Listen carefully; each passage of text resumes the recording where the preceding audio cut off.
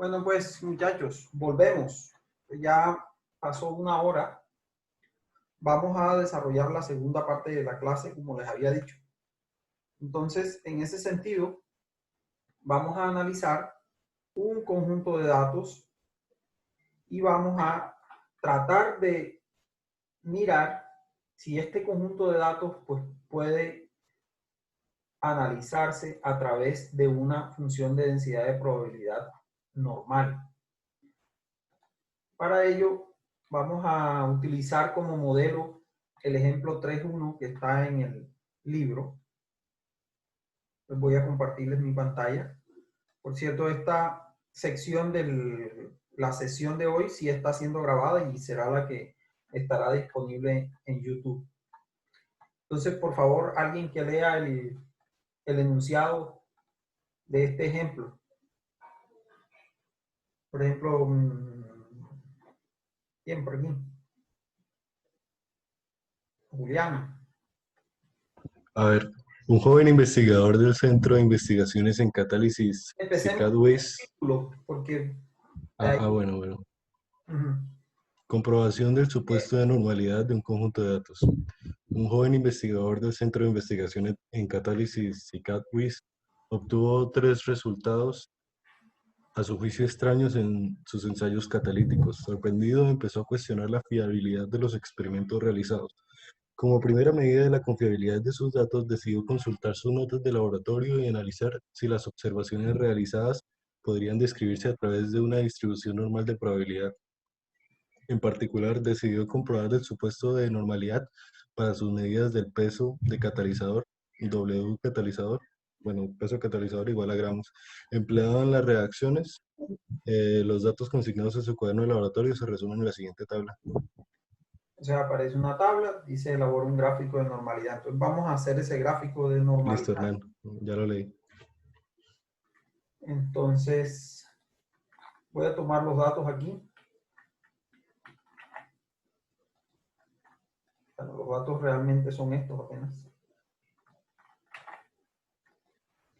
Y vamos a aplicar el procedimiento del que hablamos la vez pasada sobre cómo hacer esta prueba de normalidad. Estas cosas. Entonces, lo primero que teníamos que hacer, de acuerdo con el procedimiento, era contar cuántos datos habían y utilizar un contador para eso. Entonces tenemos que ese contador se le llama comúnmente J, entonces otro es contar, contamos. Aquí hay 14 datos. Luego vamos a calcular la probabilidad que habría para cada uno de estos datos si siguieran una función de densidad de probabilidad normal. Entonces, eso es igual a J menos 0.5 sobre el número total de datos, es igual a esa probabilidad. Entonces, esto es igual a esto menos 0.5 sobre 14, que es el número total de datos. Entonces, aquí tenemos tabuladas las probabilidades. Y finalmente, vamos a calcular, bueno, estos datos, debo decirlo, como ya yo los tenía del otro lado ordenados, pero en cualquier caso ustedes siempre deben ordenarlos de menor a mayor. Entonces, con la función esta, si ustedes tienen más datos en su hoja de Excel, recuerden no seleccionar la opción ampliar la selección, sino continuar con la selección actual. Y le dan ordenar y él los ordena. Acá, como dije, pues ya estaban ordenados. Y finalmente vamos a calcular la variable z sub j, es decir, el valor de z que corresponde a la función de densidad normal de probabilidad estandarizada para estas probabilidades que calculamos en la casilla anterior. Entonces, eso es igual, usamos la función int.normStan de Excel y eso me hace el cálculo. Fíjense que el argumento que necesito aquí es precisamente la probabilidad que acabo de calcular. Y listo. Entonces, calculamos esto. Y ahora sí, elaboramos el gráfico de normalidad.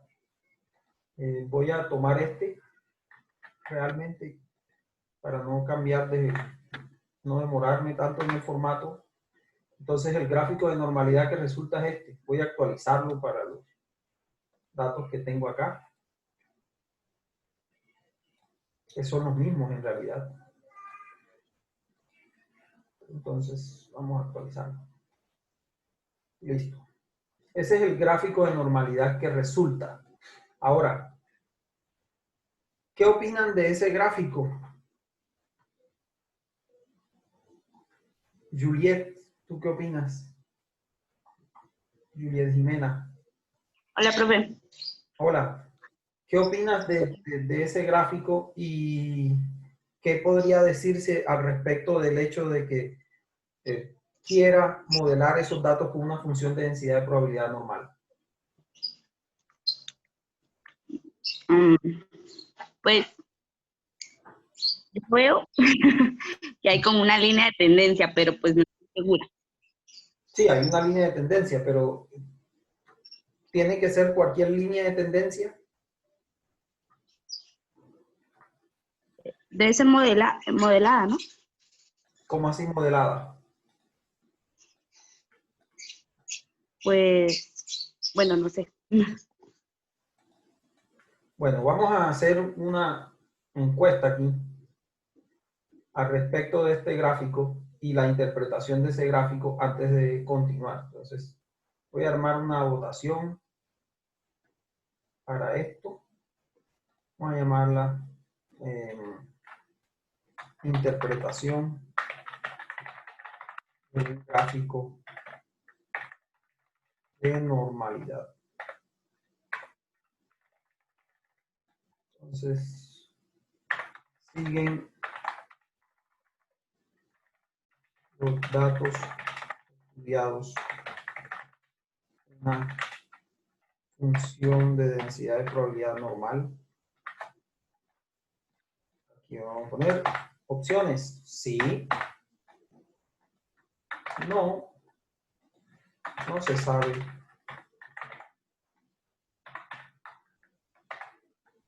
O no sé.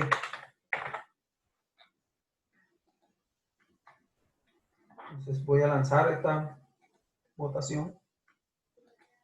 Ustedes más o menos 5 minutos para que completen la votación. Adelante.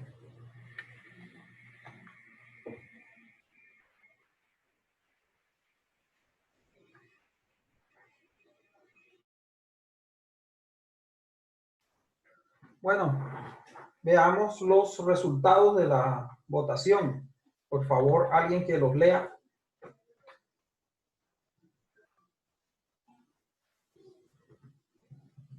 Yulady, léetelos ahí, por favor. Sí, señor. La pregunta dice, ¿siguen los datos estudiados una función de probabilidad normal? Sí, 44%. No, 31%. No se sabe, 19%. Y no sé, 6%. Bueno, gracias. Ven, ¿Vale? fue una decisión dividida en realidad. Y es normal que sea dividida, realmente. Vamos a ver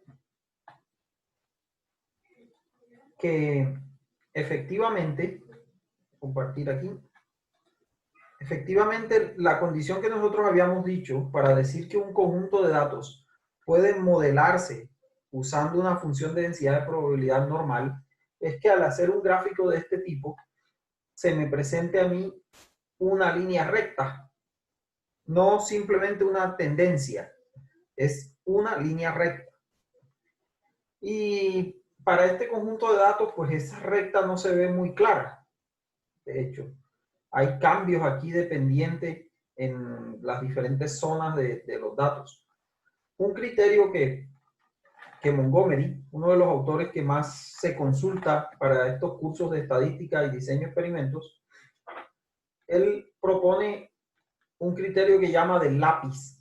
Y ese consiste en que uno tome un lápiz y lo ponga encima de su curva Y si el lápiz cubre todos los puntos, pues puede considerar que los datos se pueden modelar a través de una función de densidad de probabilidad normal. En este caso, ¿cómo la ven? Esta línea gruesa representaría el lápiz. ¿Los cubre todos los datos, sí o no? No, no los cubre, profesor. No, no los cubre. Pero, sigue como siendo dudosa. O sea, no los cubre todo. Entonces, si somos absolutos en ese sentido, pues no, estos datos no podrían modelarse con una función de densidad de probabilidad normal. Sin embargo, la duda está ahí realmente. Entonces, uno puede hacer ciertas cosas complementarias para reforzar su evaluación de los datos. Por ejemplo, una de las que se recomienda es hacer un histograma. Y bueno, como les expliqué antes, la idea es hacer en realidad el mejor histograma que uno pueda. Y el mejor histograma es este histograma tipo Ash. Entonces hagámoslo aquí rápidamente. Este es el histograma que resulta. Voy a importarlo para acá, para Excel.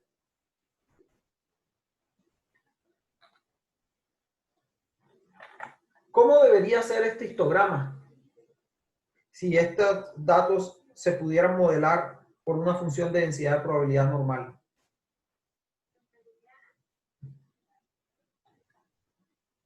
¿Cómo creen ustedes que debería ser? El gráfico sería como una campana. Como una campana, exactamente. Entonces acá, bueno, yo hice como esta raya. Vamos a llevarla para allá. Entonces, efectivamente, esto debería ser como una especie de campana simétrica. Aquí, bueno, no es tan simétrica, esto en realidad es hecho como a pulso. Entonces, ¿qué notamos aquí en este histograma? Hay una campana.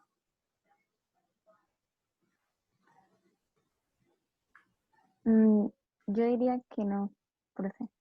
Sí, pero está como cerca, ¿no? Es decir, si alguien decide decir que es una campana y que los cambios que vemos son debidos a que pues, son datos reales, pues en parte tiene razón o podría tener razón. Es decir, su argumento podría considerarse válido, pero creo que uno debería hacer la salvedad. Bueno, hay cierta asimetría. Y entonces, siendo más estrictos, realmente sería mejor seguir lo que nos expresaba Yuleidi, ¿no? Otro que podemos hacer para terminar de convencernos y ya que fuese como lo último, es hacer un diagrama de caja y bigotes con estos datos. Acá ya está hecho, entonces voy a llevarlo simplemente. Este es el diagrama de caja y bigotes que resulta. ¿Qué vemos en este diagrama de caja y bigotes? Los datos son muy dispersos. Bueno, sí, pero aparte de eso, porque lo que estamos evaluando ya no es tanto que los datos sean dispersos, sino qué tanto se parece esto o qué tanto estos datos se podrían aproximar a una función de densidad de probabilidad normal, de la cual ya sabemos sus características mayores o su característica más significativa desde el punto de vista de lo que espero allá, y es que debe haber simetría. Entonces, considerando eso, Luis Eduardo, ¿ahora qué opinas? Que no son simétricos. No son simétricos. ¿Por qué? Porque, bueno, primero tenemos las cajas, tenemos una que es mucho más angosta que la otra. Y otro signo de asimetría es que tenemos aquí nuestra mediana está bien separada del promedio. Entonces, esto es importante porque si ya hablamos de la función como tal, la función de densidad de probabilidad, recuerden que mi estimador de la media de esa función es el promedio. Por lo tanto, el promedio, considerándolo el estimador de la media, debería estar ubicado hacia el centro de este diagrama de caja y bigotes, y aquí está desplazado hacia una de las cajas, en particular hacia la caja inferior. Por lo tanto, pues estos tres análisis me terminan, o deberían a mí terminarme de convencer del hecho de que una función de densidad de probabilidad normal no es la función más adecuada para representar estos datos de manera estadística. Voy a resolver una pregunta que ustedes no me han hecho, pero que es una pregunta interesante que formularon el grupo de las 8. Y la pregunta es, ¿por qué esta fórmula para calcular la probabilidad? ¿Alguien sabe por qué? ¿Tiene una idea sobre por qué?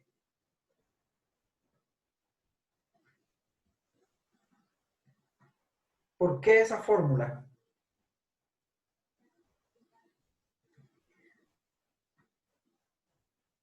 Lisette, ¿no se te ocurre nada? No, profe, la verdad no. ¿No te habías hecho la pregunta? No, no, señor. Como diría la canción viejita ya, tú eres una believer. Eso en parte está bien. A veces es bueno, sobre todo en el análisis de datos, desarrollar el sentido crítico y como ingeniero. Pero yo también les había dicho que aceptáramos simplemente esa fórmula. Nicolás, ¿qué opinas? ¿Te parece bien usar esa ecuación de probabilidad? ¿Mm? No sé, creo, o sea, el 0,5 tiene que ver con la mitad de la campana, ¿no? La mitad de la campana. Veamos, vamos a profundizar porque por ahí es el cuento. Vamos a suponer que yo no calculara la probabilidad de esta manera, sino que yo la hiciera bien, dándole a todos los puntos la misma probabilidad. Para que eso sea así, pues yo simplemente cojo el contador y lo divido entre el número total, como cuando compro la lotería. Entonces, si yo compro la lotería, si compro 1, mi probabilidad es 1 sobre el número de números con que juega la lotería. Entonces, hagámoslo así. Entonces, siendo así, yo voy a simplemente dividir aquí esto entre 14. Y esto lo vamos a expandir como resultado. Entonces, tengo estos resultados. Y calculo también el Z, sub J, para esta.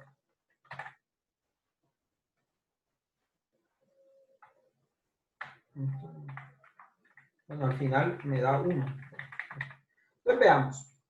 Cuando yo hago esta distribución aquí, o supongo esta distribución, yo, si me pongo a mirar estos valores, fíjense que yo aquí llegué al 25%, que en realidad pues, sería el 25% de los datos.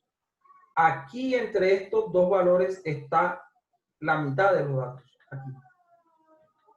Es decir, aquí ya voy por la mitad de los datos y bueno, y haciendo la probabilidad clásica, pues esto me da 0,5. O sea que yo ya tengo la mitad de los datos. Pero ocurre algo entre este y este. Fíjense que en realidad en este conjunto de datos, la idea mía al hacer esta probabilidad acá, esto no lo quiero hacer así, es esto.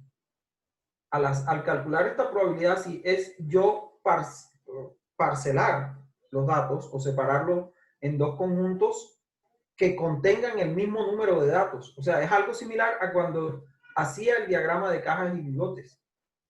Y entonces, si yo tomo la opción típica, que es esta, fíjense que yo aquí tengo el 0, que es el centro de la distribución teórica.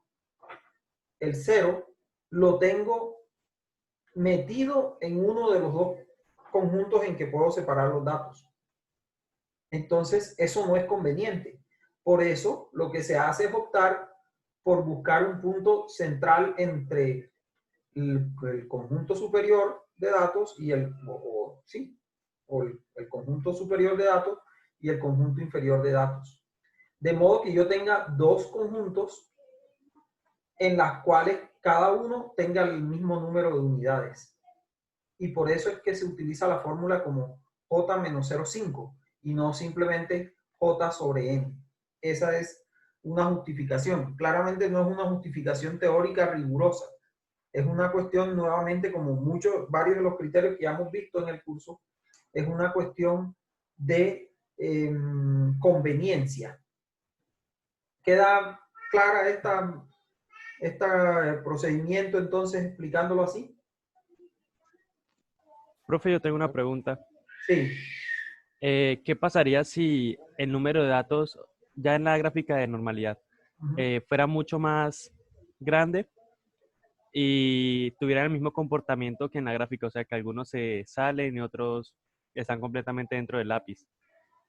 Hacer un número muy grande de datos, podríamos decir que es una función de probabilidad. Bueno, vamos a aclarar ciertos asuntos.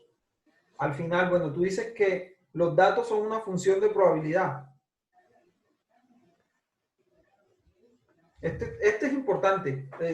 ¿Por qué? Porque en la clase de las 8, precisamente uno de sus compañeros de esa clase expresaba que no entendía bien qué era lo que estábamos haciendo.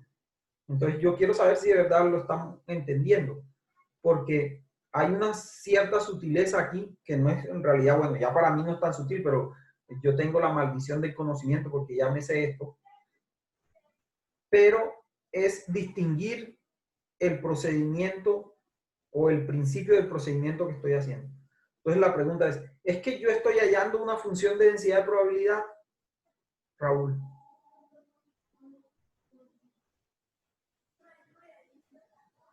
¿Raúl? Sí, señor. Bueno, y ahí está el error. Nosotros no estamos hallando una función de densidad de probabilidad. Por eso es conveniente que volvamos al enunciado del problema. Léetelo de nuevo, por favor, Raúl. Ok. Un joven investigador del Centro de Investigaciones en Catálisis, CICAT-WIS, obtuvo 3 resultados, a su juicio extraños. En sus ensayos catalíticos, sorprendido, empezó a cuestionar la fiabilidad de los experimentos realizados. Como primera medida de la confiabilidad de sus datos, decidió consultar sus notas de laboratorio y analizar si las observaciones realizadas podían describirse a través de una distribución normalidad de probabilidad. Bueno, hasta ahí, no le damos más. Vuelve a leer la frase. ¿Qué fue lo que... Decidió consultar sus notas de laboratorio y analizar si las observaciones realizadas podían describirse a través de una distribución normal de probabilidad. Entonces, este enunciado, ¿qué es lo que quiere decir? Quiere decir que cuando uno tiene un conjunto de datos, desde el punto de vista estadístico, puede modelarlos con una función, podría modelarlos con una función de densidad de probabilidad. Cualquiera, es decir, una que convenga. Pero aquí en particular nosotros queremos saber es si los puedo modelar con la función de densidad de probabilidad normal, que es una función particular de todas las funciones que pueden haber de densidad de probabilidad. Entonces, no se trata de que mis datos correspondan a esa función, no. Es si mis datos podrían ser modelados por ahí. Es decir, utilizando esa función, yo puedo describir el comportamiento de los datos. En ese sentido, esto es análogo un poco a cuando uno tiene el conjunto de datos, lo grafica, por ejemplo, una función o un conjunto de datos A. Entonces yo podría decir aquí, yo tengo un conjunto de datos A, supongamos que son estos, y un conjunto de datos B. Desde el punto de vista estadístico, yo lo que puedo mirar, así como cuando hacíamos los diagramas de dispersión, es si hay una correlación entre esos dos conjuntos de datos. Recuerden que desde el punto de vista estadístico, correlación no quiere decir causalidad. Es decir, el que haya una correlación no quiere decir que haya una explicación física, fisicoquímica detrás de lo que estoy observando. Entonces aquí es algo similar, pero mi función para comparar es la función de densidad de probabilidad normal. Y entonces, ¿cuál es la pregunta que yo quiero responder? Bueno, yo tengo este conjunto de datos, es que este conjunto de datos, esto es mi conjunto, es que ese conjunto de datos eventualmente puedo modelarlos a través de esta función de densidad de probabilidad normal. Y eso desde el punto de vista estadístico quiere decir también, o pregunta, si es que estos datos pertenecerían a una población que estadísticamente puede describirse con una función de densidad de probabilidad normal. Porque las poblaciones se pueden describir a través de diferentes funciones de densidad de probabilidad. Por eso, en la primera parte de la sesión de hoy, ustedes se dedicaron a resolver unas preguntas que tenían que ver con las funciones de densidad de probabilidad. Pero esas son unas construcciones teóricas. Unas construcciones teóricas, y hay que resaltar que tienen ciertas características. Primero, y sobre todo, que son funciones continuas, suaves. Es decir, son líneas rectas, o curvas, o campanas, o lo que resulte. Pero son unas curvas teóricas. Entonces yo aquí lo que estoy comparando es que mis datos los puedo modelar con esa curva teórica, ¿sí o no? Esa es la pregunta. Entonces, creo que deben ustedes concientizarse o tratar de aclarar en su manera de ver este ejercicio que los datos no son la curva. Los datos son, pues, datos. Y la curva es como una especie de patrón. Y yo voy a ver si a través de ese patrón yo puedo modelar o describir los datos que tengo. Entonces, puesto en esa perspectiva, el ejercicio no se trata de saber si esto sigue una función de densidad de probabilidad o si estos datos que están acá son una función de densidad de probabilidad. Nunca lo van a hacer. Ellos son datos. Lo que yo trato de responder, reitero, es si estos datos eventualmente yo los puedo modelar con esta función en específico, con la llamada función de densidad de probabilidad normal. Ahora, Raúl, ¿cómo la ves ahora? Sí, señor, ya estoy un poquito más claro. Entonces, ¿cómo es? Cuéntame, ¿qué es lo que tratamos de hacer en el ejercicio? Lo que yo decía era, si la cantidad de datos fuera mayor, pero tuviera la misma tendencia, podríamos aproximar que describe un comportamiento de densidad de probabilidad normal. A ver, si yo aumento la cantidad de datos, pero la tendencia es la misma, pues la tendencia es la misma. Por lo tanto, los mismos cuestionamientos que estamos haciendo con esta cantidad pequeña o con una cantidad grande siguen siendo válidos. O sea, la curva, por ejemplo, si yo hago el histograma, de todas maneras voy a ver el mismo comportamiento. Aquí de todas maneras voy a ver el mismo comportamiento. Por lo tanto, pues, o aquí si hago el diagrama caja y bigote. Por lo tanto, pues sigo en el mismo paradigma. Realmente no tengo una línea recta o no tengo un diagrama de caja y bigote simétrico o no tengo un histograma simétrico. Entonces, pues una función de densidad de probabilidad normal no es lo más conveniente. Listo, Así profe. tuviese 500 datos, pero los 500 datos se están comportando todos de la misma manera. ¿Responde eso tu pregunta? Sí, señor. ¿Alguna otra pregunta? Bueno, para el martes, entonces, ¿qué vamos a hacer? Vamos a hacer un taller sobre este análisis, un taller medio interactivo, y vamos luego a empezar a abordar una nueva temática. Es, bueno, ya tengo algo de conocimiento de las funciones de densidad de probabilidad, ya sé cómo saber si un conjunto de datos se puede modelar con la función de densidad de probabilidad normal en particular. Vamos a ver otros análisis al respecto de precisamente el modelamiento de datos con funciones de densidad de probabilidad. Entonces, por ejemplo, ¿qué se podría hacer si los datos muestran comportamientos como los que se ven en este gráfico, o si muestran comportamientos que dan una desviación de la función de densidad de probabilidad normal? Si no hay preguntas o comentarios, pues dejamos hasta Profe, aquí. ¿Sí? profe, yo pues todavía sigo sin entender cuál es el objetivo de querer mirar si una serie de datos se puede modelar como una función de densidad de probabilidad. Bueno, el objetivo va a ser, que todavía no hemos llegado allá, el objetivo va a ser, recordemos nuestro diagrama general. A ver, voy a ¿Qué era lo que nosotros queríamos hacer? ¿O qué es lo que se quiere hacer con la estadística normalmente? En estadística, todo lo que uno quiere hacer se resume a esto. Uno tiene este universo acá al que llama, vamos a ver si le puedo quitar. A esto grande yo lo llamo población. Pero de esa población, yo normalmente, desde el punto de vista humano,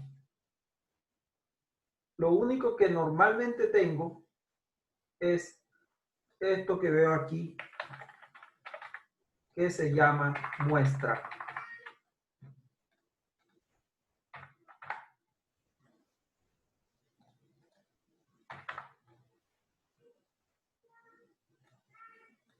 Aquí no veo aquí el texto. Muestra. Y entonces es ambicioso y en realidad el objetivo del análisis estadístico es ambicioso porque lo que yo quiero en últimas es describir este círculo enorme llamado población a través de lo que analizo aquí. Entonces, ¿para qué me sirve a mí una función de densidad de probabilidad? Una función de densidad de probabilidad a mí me sirve para tratar de conectar o tratar de predecir lo que esta población hace,